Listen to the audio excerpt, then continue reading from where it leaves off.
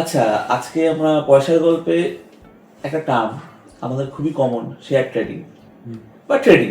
মানে এখানে বহুজনকে আমরা ফেসবুকে বলি বা যেখানে খুশি আমরা দেখতে পাই, বা মোবাইল খুললেই নানা জায়গায় ট্রেডিং ব্যাপারটা কি, মানে হোয়াট ইজ শেয়ার ট্রেডিং? ওটা তো একদম বেসিক ব্যাপার হচ্ছে। শেয়ার ট্রেডিং হচ্ছে শেয়ার নিয়ে ট্রেড করা, এটাকে বিজনেস হিসেবে ধরা যেতে পারে। মানে সবচেয়ে বড় মিসকনসেপশন যেখানে হয় যে শেয়ার ট্রেডিং এবং ইনভেস্টের মধ্যে গুলিয়ে ফেলে। ইনভেস্টমেন্ট কি, যেখানে আমি ওয়েলথ ক্রিয়েশন এক্সপেক্ট করছি, মানে আমি একটা অ্যাসেট বাই করছি, over a period of time সেটার ভ্যালুয়েশন বাড়বে। আর যখন আমি ট্রেডিং এর কথা বলছি তখন আমাকে এটা বিজনেস হিসেবে কনসিডার করতে হবে। অর্থাৎ আমি এখানে টাকা লাগাবো, এক্সপেক্ট করব সেখান থেকে প্রফিট আসুক, এবং কোনো ক্ষেত্রে প্রফিট আসবে, কোনো ক্ষেত্রে লসও হবে। লস হলে আমাকে লসটাকে বুক করে বেটার প্রফিটেবল পজিশনের দিকে এগোতে হবে। এই শেয়ার ট্রেডিং করার জন্য বেসিক যেটা রিকোয়ারমেন্ট সেটা হচ্ছে একটা ডিম্যাট অ্যান্ড ট্রেডিং অ্যাকাউন্টের দরকার হয়, একটা ব্যাংক অ্যাকাউন্ট লাগে।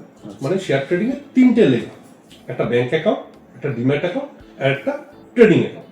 আচ্ছা, শেয়ার থাকে ডিম্যাট অ্যাকাউন্টে, টাকা থাকে ব্যাংক অ্যাকাউন্টে। আমি যখন ব্যাংক অ্যাকাউন্ট থেকে টাকা শেয়ার কেনার জন্য পাঠাচ্ছি তখন আমি পাঠাবো ট্রেডিং অ্যাকাউন্টে। ট্রেডিং অ্যাকাউন্টে টাকা গেল, আমি সেখান থেকে শেয়ার কিনলাম, সেই শেয়ার চলে গেল আমার ডিম্যাট অ্যাকাউন্টে। যদি আমি পজিশনাল ট্রেডিং নেই, অর্থাৎ ইন্ট্রাডে না করি, শেয়ারটা রাখতে চাই, তাহলে ওটা আমার ডিম্যাট অ্যাকাউন্টে চলে যাবে। T+1 ডিম্যাট অ্যাকাউন্ট থেকে আবার যখন আমি মনে হচ্ছে না শেয়ারটা আমি বিক্রি করব, তখন আমি শেয়ারটা সেল করছি, এবং সেখান থেকে যে profit loss whatever it is, last যে প্রসেসটা থাকছে ব্রোকারেজ বাদ দিয়ে, সেই টাকাটা আমার ট্রেডিং অ্যাকাউন্টে চলে আসছে। যদি মনে হয় সেটা দিয়ে আমি ফার্দার আর কোনো শেয়ার বাই করবো, তাহলে আমি সেই শেয়ারটা বাই করবো। যদি আমি মনে হয় টাকাটা আমি তুলে নেবো, তাহলে আমি ইনস্ট্রাকশন দেবো, টাকাটা আমার ব্যাংক অ্যাকাউন্টে চলে আসবে। এটা হচ্ছে ডিম্যাট অ্যান্ড শেয়ার ট্রেডিং এর কোর প্রসেস। আচ্ছা, এর মধ্যে বেশ কিছু জিনিস ইনভলভ, যেমন স্টক এক্সচেঞ্জ ইনভলভ। ভারতবর্ষে 6টা এক্সচেঞ্জ আছে টোটাল, কিন্তু আমি যখন স্টকের কথা বলছি তখন 2টো এক্সচেঞ্জ আছে, বাকি কমোডিটি নিয়ে ডিল করে। স্টক ট্রেড হয় এনএসসি এবং বিএসসির মধ্যে, ন্যাশনাল স্টক এক্সচেঞ্জ আর বোম্বে স্টক এক্সচেঞ্জ মধ্যে। লার্জেস্ট স্টক এক্সচেঞ্জ হচ্ছে এনএসসি, আর ওল্ডেস্ট এশিয়ার স্টক এক্সচেঞ্জ হচ্ছে বিএসসি। এবার এই দুটো এক্সচেঞ্জের যেটা থেকে আমি খুশি কিনতে পারি। ইনফ্যাক্ট আমি বিএসসিতে কিনে এনএসসিতেও বিক্রি করতে পারি, এনএসসিতে কিনে বিএসসিতেও বিক্রি করতে পারি, সাবজেক্ট টু স্টকটা দুটো এক্সচেঞ্জেই লিস্টেড থাকুক। এরকম অনেক স্টক আছে যেগুলো শুধু বিএসসিতে লিস্টেড, এনএসসিতে লিস্টেড না, তাহলে সেগুলো স্টককে আমি এনএসসিতে কিনে বিএসসিতে বিক্রি করতে পারবো না, বা যদি সেটা বিএসসিতে লিস্টেড না থাকে তাহলে এনএসসিতে কিনে বিএসসিতে বিক্রি করতে পারবো না। জাস্ট রিভার্স আমি করতে পারবো না যদি দুটো জায়গায় লিস্টেড না থাকে, থাকলে তো কোনো অসুবিধার কিছু নেই। ডিম্যাট সার্ভিস প্রোভাইড করে দুটো কোম্পানি, একটা এনএসডিএল, একটা সিডিএসএল। এই দুটোর মধ্যে শেয়ারটা থাকে। আর যেটা আমি ট্রেডিং অ্যাকাউন্ট বললাম, এই ট্রেডিং অ্যাকাউন্টটা যে কোনো ব্রোকিং হাউস যারা রয়েছে তারা প্রোভাইড করতে পারে। ইন্ডিয়াতে 5000 অ্যারাউন্ড ব্রোকার রয়েছে, এর মধ্যে পপুলার বেশ কিছু ব্রোকার রয়েছে। এই প্রসঙ্গে একটা জিনিস বলে রাখি, দু ধরনের ব্রোকিং, একটা ডিসকাউন্ট ব্রোকিং আর একটা ফুল ফেস ব্রোকিং। কি হয়, যারা ডিসকাউন্ট ব্রোকার তারা ইউজুয়ালি একটু কম ব্রোকারেজ কাউন্ট করে, কিন্তু তারা বাকি ফেসিলিটিসগুলো দেয় না। তারা জেনারেলি একটা অনলাইন প্ল্যাটফর্ম দিয়ে দেয়, তুমি তার মধ্যে নিজের মতো করে ট্রেড করে নাও। আর যারা ফুল ফেস ব্রোকার বা রেগুলার ব্রোকার, তারা কি করে, তারা প্ল্যাটফর্মও দেয়, সঙ্গে তাদের বাকি সার্ভিসগুলো থাকে, রিসার্চ কল থেকে শুরু করে ভ্যারিয়াস সাপোর্ট। যেমন আমরাও যে কাজ করি, আমরা রেগুলার ব্রোকার হিসেবে কাজ করি, যে ক্ষেত্রে আমাদের সব ধরনের ফেসিলিটিস অ্যাভেলেবল রয়েছে। তো দুটোই প্যারালাল চলতে থাকে, ডিপেন্ড করবে কে কোনটা দিয়ে কাজ করবে বা কিভাবে কাজ করবে, সেই হিসাবে ডিম্যাট অ্যান্ড ট্রেডিংটা চলে। আচ্ছা, এই যে ট্রেডিং কি সবাই করতে পারে? মানে যে চাকরিজীবী হোক বা যে কেউ করতে পারবে ট্রেডিংটা? দেখ, ইউজুয়ালি তো সবাই করতে পারে। একটা সার্কুলার নিয়ে অনেক সময় কথা হয়, যেখানে গভর্নমেন্ট এমপ্লয়ীদের কিছু রেস্ট্রিকশনের কথা বলা হয়, তারা কোনো বিজনেসে ইনভলভ থাকবে না। যেই প্রসঙ্গে, এটা আমার ব্যক্তিগত মতামত, যেই প্রসঙ্গে এই সার্কুলারটা জারি করা হয়েছিল যে আমি একটা অফিসে চাকরি করি বা একটা স্কুলে চাকরি করি, আবার আমি একটা বিজনেস করি, দোকান চালাই, অফিস বাদ দিয়ে সেই বিজনেসে চলে যাচ্ছি, সেটা অ্যালাউড না। কিন্তু রাহিবাত শেয়ার কেনা এবং বেচা, এটা নিয়ে স্পেসিফিক কোনো সার্কুলার নেই। তো আজকের ডেটে সবাই করে এবং করতে পারে বলে আমার ধারণা, কারণ এটার জন্য কোনো গাইডলাইন্স সেবি বা কোনো গভর্নমেন্টের তরফ থেকে আজ অব্দি করা হয়নি। হ্যাঁ, কিছু স্পেসিফিক ডিপার্টমেন্ট আছে যাদের কাছে সেন্সিটিভ ইনফরমেশন থাকে, তাদের রেস্ট্রিকশন আছে, তারা তাদের নামে ডিমেট কিনতে মানে খুলে শেয়ার বাই করতে পারে না, বা যদি বাই করে তাহলে সেটা তাদের ডিসক্লোজ করতে হয় বা পারমিশন আগের থেকে নিয়ে কাজ করতে হয়, কিন্তু এমনি কোনো প্রবলেম নেই।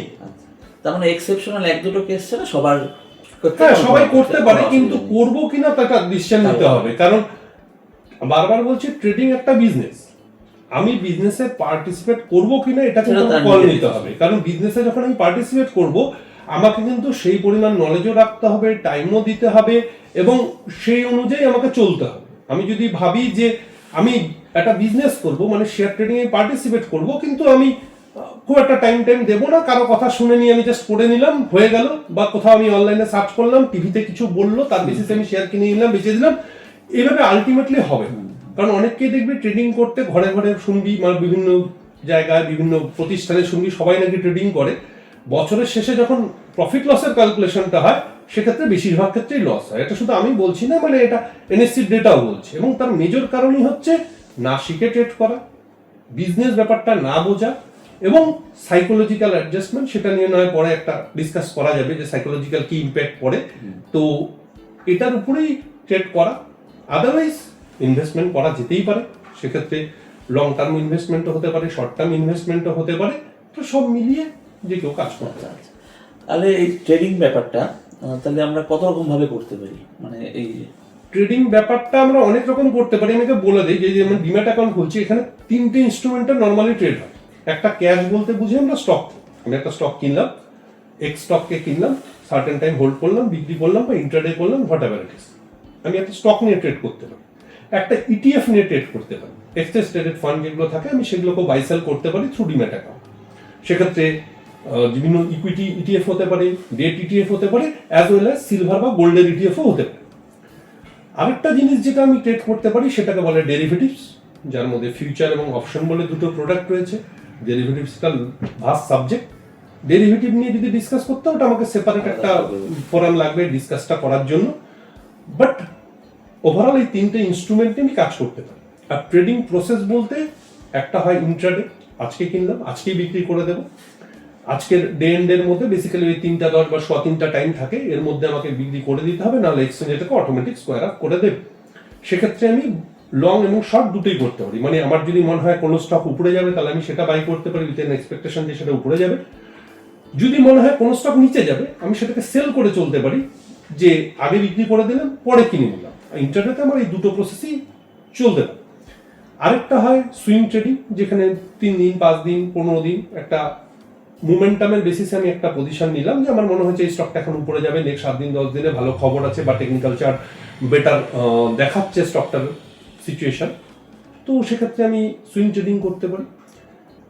আরেকটা বিষয় যেটা হয় সেটা হচ্ছে আমি পজিশনাল ট্রেডিং করতে পারি, লং পজিশনাল। সেক্ষেত্রে হতে পারে যে আমি 3 মাস 6 মাস 1 বছরের জন্য পজিশন নিয়ে বসতে পারি, এবং সেই অনুযায়ী আমরা সেটাকে বাই করেই চলতে হবে, সেল করে ইন্ডিয়াতে চলা যায় না। কিন্তু যদি এটা আমি ডেরিভেটিভস দিয়ে করতে চাই সেটা করতে পারি, মানে আমি যদি মনে হয় ফিউচার সেল করে চলবো 1 মাস 2 মাস 3 মাসের জন্য, সেটা আমি করতেই পারি। তো ফিউচার অপশন দিয়ে বা স্টক দিয়ে বা ইটিএফ দিয়ে আমরা যেগুলো করতে পারি, একটা হচ্ছে ইন্ট্রাডে, একটা সুইং ট্রেডিং, একটা পজিশনাল ট্রেডিং। বিটিএসটি বলে একটা জিনিস আগে পপুলার ছিল, যে বাই টুডে সেল টুমারো। যেহেতু ডিপিতে এখন ডাইরেক্ট ঢুকে যাচ্ছে, একদিনেই T+1 সেটেলমেন্ট হয়ে যাচ্ছে, তাই বিটিএসটিটা অতটা পপুলার না। কারণ সেক্ষেত্রে যেটা সুবিধা ছিল, ডিমেটের আউটিং চার্জ যেটা লাগতো সেটা লাগতো না বিটিএসটিতে, যে ডিমেটে তো T+2 ক্রেডিট হবে, আমি আজকে কিনে কালকে বিক্রি করে দিলে আমার ডিমেট ডিপিতে ঢুকছে না, তো এখন T+1 ডিপিতে ঢুকে যায়। তাই জন্য বিটিএসটি বলে যে ট্রেডিং প্রসেসটা ছিল সেটা এখন আর চলে না, এখন ইন্ট্রাডে, সুইং এন্ড পজিশনাল, এই তিনটের উপরেই চলে। আচ্ছা, ট্রেডিং আর ইনভেস্টিং ডিফারেন্সটা কি? যে বললাম, ইনভেস্টমেন্ট যখন আমি করছি তখন আমি ওয়েলথ ক্রিয়েট করার জন্য করছি। আচ্ছা, আমি লং টার্মে হোল্ড করব, হতে পারে 5 বছর 10 বছর আমি একটা স্ক্রিপ্টকে হোল্ড করব, সেখান থেকে প্রফিট লস দুটোই আসতে পারে, এক্ষেত্রেও তাই হবে। আর যখন ট্রেডিং করছি তখন আমি যে জন্য করব, যে আমি কিনেছি, আমার একটা টার্গেট আছে 2%, 3%, 5%, কোন একটা প্রফিট টার্গেট রয়েছে, কোন একটা প্রফিট থেকে আমি বেরিয়ে গেলাম, অথবা যদি দেখা যায় যে না আমি যেই ক্যালকুলেশনে ঢুকেছিলাম সেখান থেকে উল্টো পড়ে যাচ্ছে, তাহলে সেটা আমাকে লস বুক করে বেরিয়ে যেতে হবে। মানে সিম্পল এটাকে অ্যাজ এ বিজনেস কনসিডার করতে হবে, এবং বিজনেসে যা যা জিনিস হয় এক্ষেত্রেও তাই হবে। বিজনেস করতে গেলে আমাকে একটা মার্কেট রিসার্চ করে ডিমান্ড অ্যান্ড সাপ্লাই দেখে বহু কিছু দেখে করতে হয়, এখানেও আমার মার্কেটের মোমেন্টাম দেখে সবকিছু দিয়ে করতে হবে। এখানে বেসিক্যালি যখন আমি ট্রেডিং করছি তখন আমার মেন কাজ করবে টেকনিক্যাল অ্যানালাইসিস, আর যখন আমি ইনভেস্টমেন্ট করছি তখন আমার মেন কাজ করবে ফান্ডামেন্টাল অ্যানালাইসিস। অর্থাৎ কোনো ফান্ডামেন্টালি বাজে শেয়ারকে নিয়েও ট্রেড করা যেতে পারে, কিন্তু ফান্ডামেন্টালি বাজে শেয়ারকে আমি লং টার্মে হোল্ডের রিস্ক নিতে পারবো না। আর সব থেকে ভালো হয় বেসিক্যালি যাদের মধ্যে দুটোর ব্লেন্ডিং থাকে, মানে আমি ইনভেস্টর কাম ট্রেডার, মানে আমি ইনভেস্ট করি কিন্তু time to time portfolio monitor করি, এবং যে শেয়ারগুলো ভালো প্রফিটে যায় সেগুলো আমি বুক করে নিই, আবার হয়তো লোয়ারে পেলে সেই শেয়ারে এন্ট্রি করতে পারি বা অন্য কোনো শেয়ারে এন্ট্রি করতে পারি। এটা ভালো প্রসেস, কারণ লং টার্মে যেরকম ওই মাল্টিবেগারের গল্প শোনা যায় যে কোনো একটা স্টক 100 টাকা দিয়ে কেনা হয়ে গেছিল, 2000 টাকা দাম হয়ে গেছে, আবার এরকমও প্রচুর স্টক পাওয়া যাবে যেটা 500 টাকা দিয়ে কেনা হয়েছিল এবং 5 টাকা দাম হয়েছে, হয়তো ডিলিস্টেডও হয়ে গেছে। তো এই প্রসেসটা আমার হিসাবে বেটার, যে ট্রেডার কাম ইনভেস্টর আর যারা ট্রেডিং করতে চায় তাদের স্পেসিফিক্যালি ট্রেডিং মাইন্ডসেট নিয়ে আসা উচিত, যে না আমি ট্রেডিং করব, আমি একটা সার্টেন পোর্শন অফ মানি, যে না আমি মিউচুয়াল ফান্ডস করি, এফডি করি, আরো বাকি ইনস্ট্রুমেন্টগুলোতে আমি টাকা ইনভেস্ট করি, কিছু টাকা দিয়ে আমি ট্রেডিংও করি। তো সেটা আমার একটা বিজনেস, এবং সেটাকে আমি বিজনেস হিসাবেই চালাবো, তাহলে ঠিক। তাহলে আজকে এখান থেকে আমরা মোটামুটি ট্রেডিং এর একটা প্রাথমিক ধারণা, হ্যাঁ বেসিক এটা আইডিয়া হলো, এবার রেগুলারলি চলতে থাকবে এবং ধীরে ধীরে বিভিন্ন ইনস্ট্রুমেন্ট, বিভিন্ন ট্রেডিং প্রসেস, টেকনিক্যাল অ্যানালাইসিস, আশা করব এই আলোচনাগুলো উঠে আসবে, এবং সেগুলো নিয়ে যারা দেখবে তাদের আশা করি যে ধারণাগুলো থাকে সেটা একটু বেটার হবে, এটাই ধারণা। ঠিক আছে।